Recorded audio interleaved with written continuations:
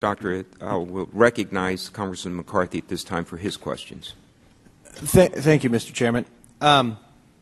In reading your report and listening to you, when we first started out and talking to you about whether you could do this work and setting out some parameters to look at it, you told us that the closest statistically anyone can get is 99%. Now, in hearing your report, you say you are at 99% sure every single vote that was voted has been counted and counted correctly. Is that true? I guess it's a bit nuanced in the sense that the statistical portion of it applies to the confirming that every machine was running the same software. So that does have a 99% confidence level that most machines are running the same software. The remaining part is based on a logic, essentially, that kind of like in an assembly line or something, when you have a lot of same widgets being built, you can take one and sample, and it's okay because everybody's same. Extending that logic, we're able to say that, well, we test a small number of machines, they record votes properly and display things properly. Therefore, that applies to the whole population. And then taking the abundance of all the testing that has been done in the past by Florida, state of Florida and others, we are basically forming the judgment, which is what we said, that we collectively think everything has been done to eliminate the machine as the cause of the undervote. So in a way, you're getting the answer, but the 99% number in a nuanced way applies only to the conclusion that the firmware is the same. But the rest should be, since that's our basically logic, as I explained, was the reason behind coming up with the conclusion that adequate testing has been done to eliminate the machine. So essentially, you are getting the conclusion without the 99% number associated with it, because statisticians are not going to let me say it that way. Because it's incorrect. So in my world, we'd say 100%, but I understand. And I will tell you, having been a individual that worked on staff on some other contested races, this one has been more thoroughly investigated than anyone I've seen. You had an independent Florida State review prior to it ever coming to Congress review, and we even had some of the individuals that did the research on that before us testifying other times, and I found that to be very thorough and very correct. In reading your report, you even said you miscalibrated the machines and they still worked properly. Yes, the miscalibration was really meant to a small amount and a larger amount of miscalibration to see the effect of it, essentially. And what we observed is that, and we wanted to confirm that even miscalibrated, if it's showing you something as the selection you're making, then that would be the selection that will eventually get recorded in the memory inside the machine. That's what our goal was. And we did find that all of the machines, even with smaller, larger amount of miscalibration, of course, gets hard to use. And they're so obvious in terms of bigger miscalibrations have become so obvious that you probably will, officials have told us that they would have probably found that right away and put that out of service in any case. But regardless, coming back to your question, we did do that, and we found that in each case they definitely were displaying, if you can make any selection on the screen, that is the selection that's going to be essentially your choice that will be recorded. So we confirmed that, yes. That's very interesting, really to the American public too, because Mr. Ehlers always points out to us, even when you went back and you just did paper and you'd recount, you'd always find one or two difference because you had human error touching it a number of times. And here we had individuals researching numerous different ways in the computer, and it came out where no vote was different, and it all worked properly. So that is nice to know, because I think our goal here was set out first when the challenger came in and wanted the election overturned, and we went through this research here. We have found time and time again that every vote in the 13th District of Florida was counted properly and was put forward. So that's really a testament to the American public and to this district that they know their election was honest, true, and correct. And I applaud the work you've done and the work that the others have done prior, because we've never researched it this thoroughly, and I thank you. Thank you very much, Mr. McCarthy. The Chair will recognize Ms. Lofgren. Mr. Chairman, you asked the questions that I was going to ask, so I'm happy for that. I would just note that on page 12 of the report, the GAO does make a suggestion that a voter verified paper trail could provide an independent confirmation, and obviously we can't create that retroactively, but looking forward, I think that is something that we hope that jurisdictions will look to do, and we will be hopefully in the near future, pursuing that kind of endeavor at the federal level. So as with the other members of the task force, there was a big undervote. We don't know why. I will say that when I looked at the replica of the ballot on page 10, I didn't notice, because of the way it's set out, that there was actually an election above the state. So we'll never know, but I think that had an impact here. I think that it's important that we have discharged our duty here with the help of GAO in a way that has been nonpartisan, really, because our obligation is not as Democrats or Republicans. Our obligation is to find out as best we can what happened and to make a decision based on that alone. And I think that's what we've done. And that's what we should have done. And I feel very satisfied with the process, and I'm eager to put this behind us and get on to other business. So I don't know if there are other questions. At the appropriate time, I have a motion to make. Thank you very much, Ms. Lofgren, and the Chair will recognize Mr. Ehlers, the ranking member of the full committee. Thank you, Mr. Chairman, and I will be very brief. First of all, I just want to thank the GAO that did a very thorough job under difficult circumstances, and I commend you for your work.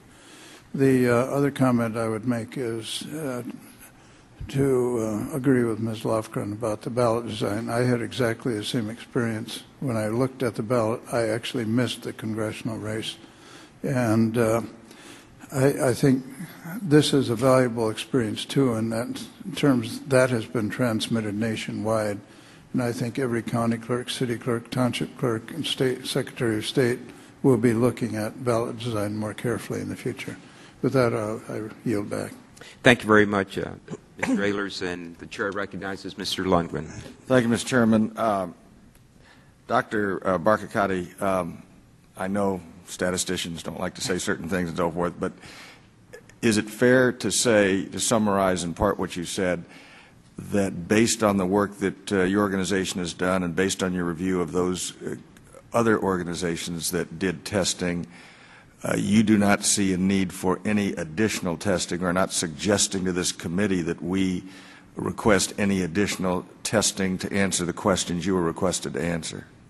Yes, sir, I agree with your statement. We are not suggesting any further testing based on all the things we have seen so far and done so far. I thank you. And I join my colleagues in suggesting that the ballot design is something that needs to be looked at, but I also may be the only one willing to confess that I have gone to the ballot at times and intentionally not voted in certain elections to show my protest over the way the campaign was conducted. And I just note that this was a hard-fought campaign, not only in the general but in the primary.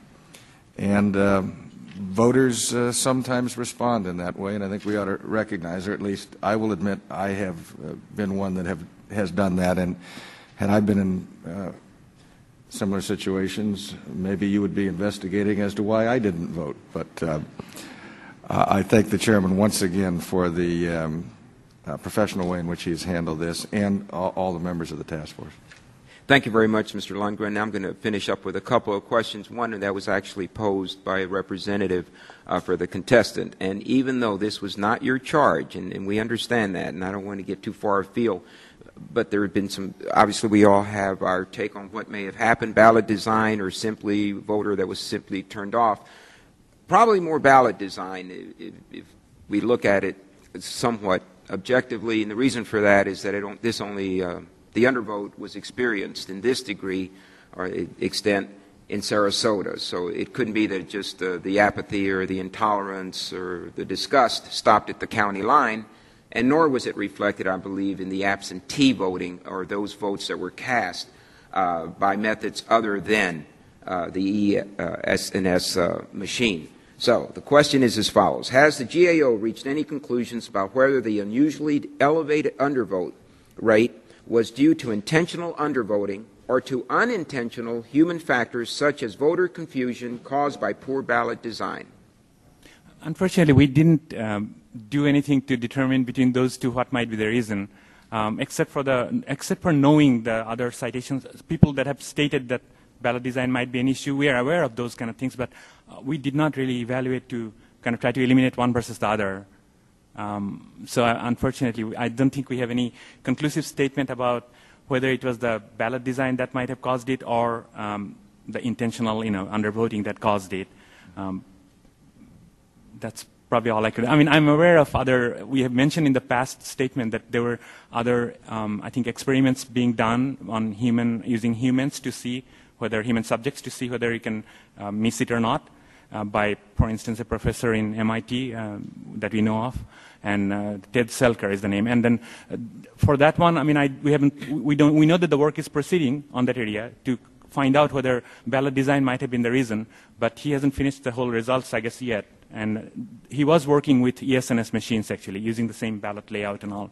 So there may be some results coming out from that in the future, which might provide, more light into this area. Because I think people still want some answer. And right. Of course, that wasn't the central allegation that we had to resolve here before the committee. One last observation, of course, is this really does point out, and goes back to ballot design. It doesn't matter how sophisticated and reliable the voting machine may be. It could even have a paper trail.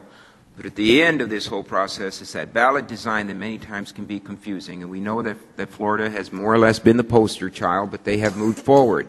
But still, ballot design could still present a real problem, as whether it was a butterfly ballot in 2000 or whether it was 2006 Florida 13 election. So we understand the tremendous challenge that local election officials have, and we would just caution them to take, I guess, again, every precaution out there that they possibly could regarding how they design that ballot for presentation. The last thing I want to say is that every candidate for office has a right, when they're running for the United States House of Representatives, to challenge the validity of the election if obviously they were not the victor. And that is their right. And then it is the constitutional duty of the United States Congress then to pass on whether someone is going to be seated and sworn in as a member of the House. And I think that was our charge, that was our duty. We want to thank everyone that assisted us in performing that duty. At this time, I'm going to recognize Ms. Lofgren for the purpose of making a motion. Mr. Chairman, I move that the chairman be authorized and directed to report to the committee that the task force has completed its investigation related to the election of a representative from the 13th Congressional District of Florida to the House of Representatives, and I move further that the chairman report to the committee the task force's recommendation that the election contest in the 13th District of Florida be dismissed. At this time, task force members, if they're in favor, will register by signaling aye. Aye. Opposed, nay. It's unanimous, the ayes, and we will proceed with this formal adoption of the motion and report it to the full committee for its consideration at a later date. And with that, we stand adjourned.